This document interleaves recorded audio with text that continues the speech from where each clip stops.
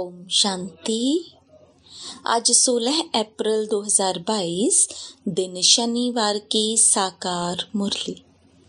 आइए अब सुनते हैं मीठे बाप दादा के मधुर महावाक्यों को। मीठे बच्चे, 21 जन्मों की राजाई लेनी है तो ज्ञान धन का दान करो, धारणा कर फिर दूसरों को भी कराओ। प्रश्न, चलते चलते गृहचारी बैठने का मुख्य कारण क्या है? उत्तर, श्रीमत पर पूरा नहीं चलते इसलिए गृहचारी बैठ जाती है। अगर निश्चय बुद्धि हो एक की मत पर सदा चलते रहें तो गृहचारी बैठ नहीं सकती, सदा कल्याण होता रहे। देरी से आने वाले भी बहुत आगे जा सकते हैं। सेकंड की बाजी है। बाबा का बने तो हकदार बने, सुख घनेरे का वर्षा मिल जाएगा, परंतु श्रीमत पर सदा चलते रहें। गीत, तू प्यार का सागर है। ओम शांति। ओम शांति का अर्थ तो बच्चों को बार बार समझाया गया है। ओम माना अहम आत्मा मम शरीर। बाप कहेंगे ओम, अहम अर्थात अहम आत्मा सो परमात्मा। उनका शरीर नहीं है क्योंकि वह तो सबका बाप है। तुम ऐसे नहीं कहेंगे हम आत्मा सो परमात्मा। ये तो ठीक है, अहम आत्मा परमात्मा की संतान है।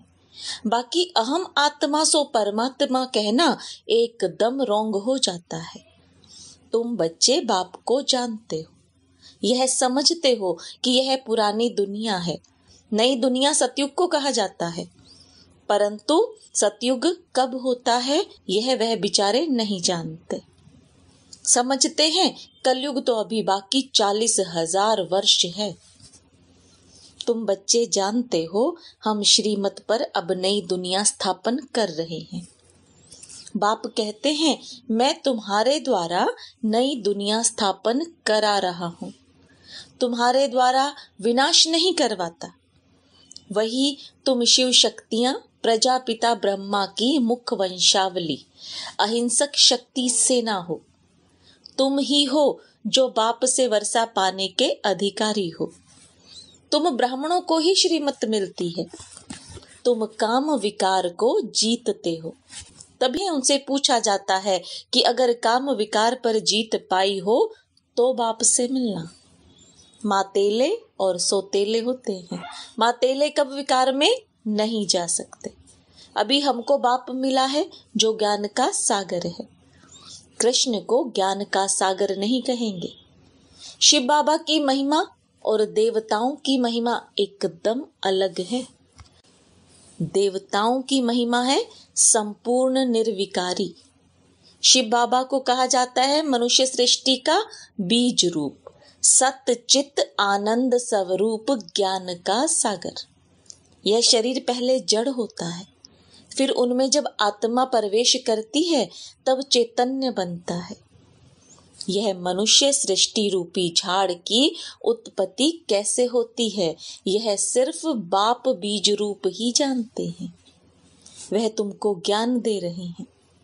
बाबा कहते हैं तुमको थोड़ा भी ज्ञान देता हूं तो तुम पुरानी दुनिया से नई दुनिया में चले जाते हो। उनको ही शिवालय कहा जाता है। शिव बाबा द्वारा स्थापन किया हुआ स्वर्ग, जिसमें चैतन्य देवताएं निवास करते हैं। भक्ति मार्ग में उन्हों को मंदिर में बिठा दिया है। तुम हो सच्चे सच्चे रूहानी ब्राह्मण। तुमको शिव बाबा ने ब्रह्मा द्वारा अपना बनाया है। वह जिस्मानी ब्राह्मण भले कहते हैं कि हम मुख वंशावली हैं, परंतु फिर भी कह देते हैं ब्राह्मण देवी देवता नमः, क्योंकि समझते हैं कि हम पुजारी ब्राह्मण हैं, आप पूज्य हो। विकारी ब्राह्मण नमः करते हैं पवित्र को। तुम अभी ब्राह्मण हो, वह समय आएगा फिर तुम ही कहेंगे ब्राह्मण देवताए नमः, क्योंकि अभी तुम पूज्य ही जाकर पुजारी बनते हो।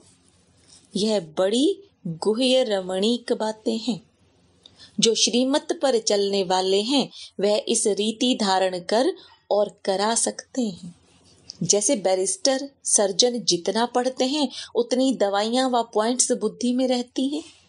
नाम तो वकील होगा परंतु कोई लखपति और कोई की कुछ भी आमदनी नहीं होगी। यहाँ भी नंबरवार दान करते हैं तो उनका एवजा मिलता है। तब कहा जाता है धन दिए धन ना खुटे। वहां दान करते तो अल्पकाल के लिए दूसरे जन्म में मिलता है। साहूकार के घर में जाते हैं, यहाँ तो 21 जन्म के लिए राजाई के अधिकारी बन जाते हैं। तुमको सब पॉइंट्स भी नोट करनी है। तुमको कागज पर देख भाषण नहीं करना है परंतु बुद्धि में रख भाषण करना है। जैसे शिव बाबा ज्ञान का सागर पतित पावन है, ऐसे तुम बच्चों को भी बनना है।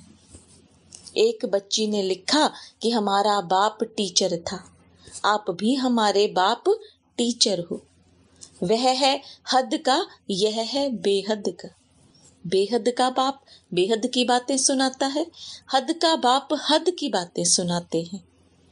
वह है हद का सुख देने वाला, हद की सेवा करने वाले सर्वोदया नाम रखते हैं, यह भी झूठ। सर्व माना सारी दुनिया पर तो दया नहीं करते। बाप ही है जो सर्व पर दया कर पावन बनाते हैं। तत्वों को भी पावन बनाते हैं। एक ही दुनिया होती है, वही फिर नई सो पुरानी बनती है। भारत ही स्वर्ग था, भारत ही नरक है। ऐसे नहीं बौद्धिक खंड क्रिश्चियन खंड कोई स्वर्ग था। एक बाप ही सबको दुख से छुड़ाने वाला हेवनली गॉड फादर है, लिबरेटर भी है, गाइड भी है। उनको सब याद करते हैं। बाप कहते हैं बच्चे टाइम बहुत थोड़ा है, अभी देह सहित सबसे बुद्धि योग हटाओ।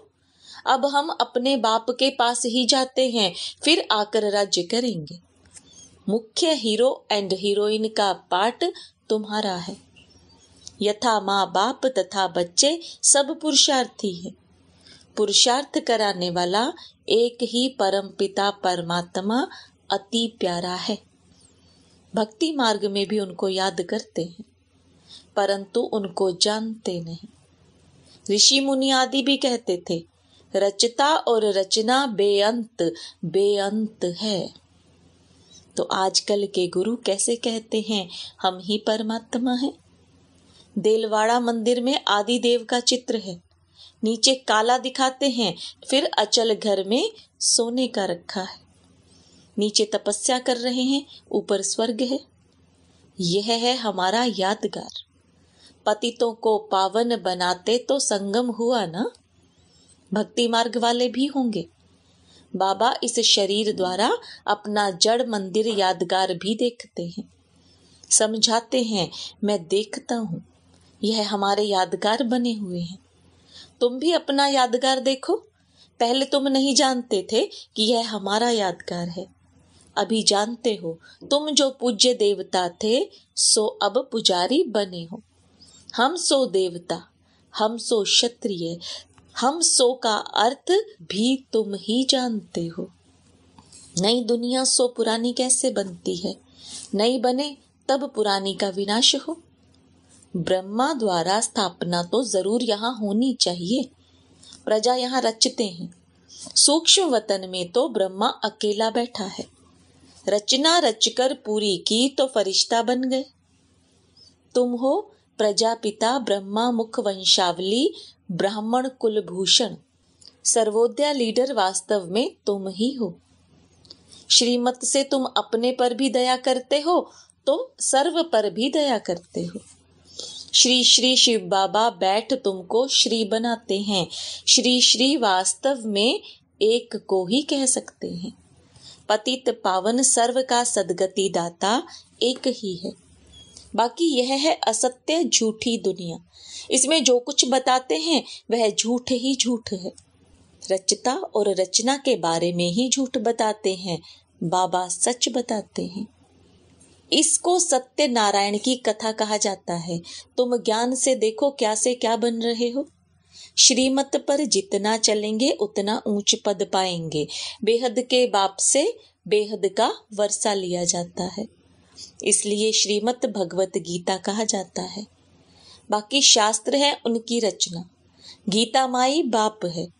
गीता खंडन करने से वर्षा किसी को भी नहीं मिलता। यह बातें तुम बच्चे ही जानते हो। ऐसे भी नहीं कि जो पुराने हैं वही होशियार होंगे। कई नए पुरानों से भी दिखे जाते हैं। देरी से आने वाले भी ऊंच पद पा लेंगे। सेकंड की तो बाजी है। बाबा का बना और हकदार बना। अगर कोई ठहर नहीं सकते तो बाबा क्या करे। निश्चय बुद्धि हो, श्रीमत पर चले तो बस। जैसे उस कमाई में दशा बैठती है, वैसे यहाँ भी दशाएं बैठती हैं। ग्रहचारी भी बैठ जाती है, क्योंकि श्रीमत पर नहीं चलते। बाकी है बिल्कुल सहज बात। बाबा मम्मा का बच्चा बना तो सुख घनेरे का वर्षा मिलता है। एक की मत पर चलने से ही कल्याण है। जिसको तुमने आधा कल्प याद किया, अभी वह तुमको मिला है तो उनको पकड़ लेना चाहिए। इसमें मूंझते क्यों हो? बाबा कहते हैं, फिर से ड्रामा अनुसार राज्य भाग्य देने आया हूँ। मेरी मत पर चलना होगा। बुद्धि से मुझे याद करो और कोई तुमको तकलीफ नहीं देता हूँ। स्वर्ग का वर्षा भी तुम पाते हो। कल स्वर्ग था, आज नरक है, अभी फिर स्वर्ग बनना है। कल यहाँ मालिक थे, आज बेगर बने हैं। प्रिंस और बेगर बनने का यह खेल है। कितनी सहज बात है। देही अभिमानी नहीं बनते, इसमें ही मेहनत है। सन्यासी लोग कहते हैं, तुम्हें क्रोध आता है तो तुम मुख में मुहलरा अर्थात ताबीज डाल दो। यह दृष्टांत सब इस समय के हैं। भ्रमरी का मिसाल भी यहाँ के लिए है। विष्टा के कीड़े को आप समान बनाती है, कमाल है। बरोबर इस समय सब विष्टा के कीड़े हैं। उनको तुम ब्राह्मणियां भूं भूं करती हो। कोई तो ब्राह्मणी या ब्राह्मण उड़ने लायक बन जाते हैं, कोई शूद्र का शूद्र रह जाते हैं। सर्प का मिसाल भी यहाँ का ही है। तुम अपने को आत्मा समझो। यह पुरानी खाल उतार, सतयुग में नई खाल लेनी है। बाप है ज्ञान का सागर। गीता कितनी छोटी बनाई है। श्लोकों को कंठ कर लेते हैं। सब लोग उन पर फिदा हो जाते हैं। गीता पढ़ते पढ़ते कलयुग का अंत आ गया है। सदगति किसी को भी नहीं मिलती। तुमको थोड़ा ही ज्ञान देता हूँ, तुम स्वर्ग में चले जाते हो। कितना मीठा बनना है। धारणा करनी है। विचार सागर मंथन करना है। दिन में धंधा करो, बहुत कमाई होगी। सवेरे सवेरे आत्मा रिफ्रेश होती है। बार बार अभ्यास करने से आदत पड़ जाएगी। अभी जो करेगा वह ऊंच पद पाएगा। निश्चय बुद्धि विजयंती, संशय बुद्धि विनशंति। बेहद का बाप मिला है, इसमें संशय क्यों लाऊं? शिव बाबा विश्व का मालिक बनाते हैं, उसको क्यों भूलना चाहिए? इन ज्ञान रत्नों से बड़ा प्यार होना चाहिए। महादानी बाप तुमको विश्व का मालिक बनाते हैं। यह ज्ञान का एक एक रत्न लाखों रुपयों का है। अच्छा, मीठे मीठे सिकिलदे बच्चों प्रति माता पिता बाप दादा का याद प्यार और गुड मॉर्निंग। रूहानी बाप की रूहानी बच्चों को नमस्ते। रूहानी बच्चों की रूहानी बाप दादा को याद प्यार, गुड मॉर्निंग और नमस्ते। धारणा के लिए मुख्य सार। श्रीमत पर चलकर अपने ऊपर आपे ही दया करनी है। सर्वोदया बन पतित दुनिया को पावन बनाना है। अमृत वेले रूहानी धंधा कर कमाई जमा करनी है। विचार सागर मंथन करना है। देही अभिमानी बनने की मेहनत जरूर करनी है। वरदान। सर्व शक्तियों को ऑर्डर पर मान चलाने वाले शक्ति स्वरूप मास्टर रचयिता भव। जो बच्चे मास्टर सर्वशक्तिमान की अथॉरिटी से शक्तियों को ऑर्डर पर मान चलाते हैं, तो हर शक्ति रचना के रूप में मास्टर रचयिता के सामने आती है। ऑर्डर किया और हाजिर हो जाती है। तो जो हजूर अर्थात बाप के हर कदम की श्रीमत पर हर समय जी हाजिर व हर आज्ञा में जी हाजिर करते हैं, तो जी हाजिर करने वालों के आगे हर शक्ति भी जी हाजिर व जी मास्टर हुजूर करती है। ऐसे ऑर्डर परमाण शक्तियों को कार्य में लगाने वालों को ही मास्टर रचयिता कहेंगे। स्लोगन, सिंपल बन अनेक आत्माओं के लिए सैंपल बनना, यह भी बहुत बड़ी सेवा है। मातेश्वरी जी के अनमोल महावाक्य, डायरेक्ट ईश्वरीय ज्ञान से सफलता। हमें यह जो अविनाशी ज्ञान मिल रहा है, यह डायरेक्ट ज्ञान सागर परमात्मा द्वारा मिल रहा है। इस ज्ञान को हम ईश्वरीय ज्ञान कहते हैं, क्योंकि इस ज्ञान से मनुष्य जन्म जन्मांतर दुख के बंधन से छूट जाते हैं, कर्म बंधन में नहीं आते। इसलिए ही इस ज्ञान को अविनाशी ज्ञान कहा जाता है। अब यह ज्ञान सिर्फ एक ही अविनाशी परम पिता परमात्मा द्वारा हमें प्राप्त होता है, क्योंकि वो खुद अविनाशी है। बाकी तो सब मनुष्य आत्माएं जन्म मरण के चक्र में आने वाली हैं, इसलिए उनसे मिला हुआ ज्ञान हमें कर्म बंधन से छुटकारा देने वाला नहीं है। इन कारण उन्हों के ज्ञान को मिथ्या ज्ञान अथवा विनाशी ज्ञान कहेंगे। लेकिन यह देवताएं सदा अमर हैं, क्योंकि इन्होंने अविनाशी परमात्मा द्वारा यह अविनाशी ज्ञान प्राप्त किया है। तो इससे सिद्ध है कि परमात्मा भी एक है, तो उसका ज्ञान भी एक है। इस ज्ञान में दो मुख्य बातें बुद्धि में रखनी है। एक तो इसमें विकारी कलयुगी संग दोष से दूर होना है, और दूसरी बात कि मलेच्छ खान पान आदि की परहेज रखनी है। इस परहेज रखने से ही जीवन सफल होती है। अच्छा, ओम शांति।